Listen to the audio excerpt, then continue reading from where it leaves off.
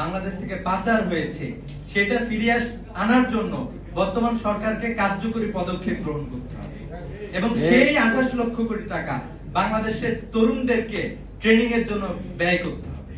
এই সেমিনার থেকে আমরা দাবি জানাতে চাই, আমরা দেখেছি যে বিগত যে সরকার ছিল, এই সরকার ফ্যাসিস্ট যে সরকার ছিল, এই সরকার 28 লক্ষ কোটি টাকা বাংলাদেশ থেকে পাচার করেছে।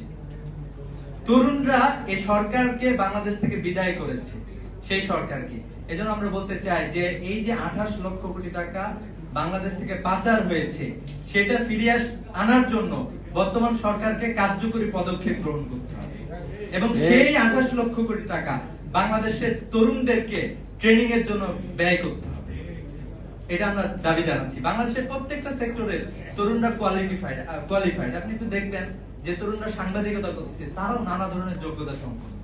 যে তরুণটা বাংলাদেশের বিশ্ববিদ্যালয়গুলোতে পড়াশোনা করতেছে, বাংলাদেশ থেকে বাইরে গিয়ে তারা পিএইচডি ডিগ্রি অর্জন করতেছে এবং সেখানে যাই সবচেয়ে ভালো রেজাল্ট করতেছে, কিন্তু বাংলাদেশে আমরা আসলে সেই পরিবেশটা দিতে ব্যর্থ হয়েছি।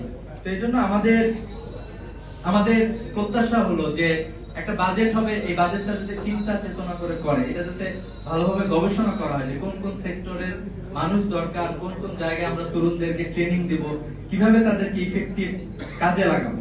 আমাদের বেকারদের নিয়ে, এই যে বাংলাদেশের এত প্রায় অসংখ্য বেকার রয়েছে, এই বেকারদের নিয়ে সরকারের বাজেটের মধ্যে আমরা চাই যে বাজেটেও এটা একটা বিশেষ খাত হিসেবে গণ্য হবে।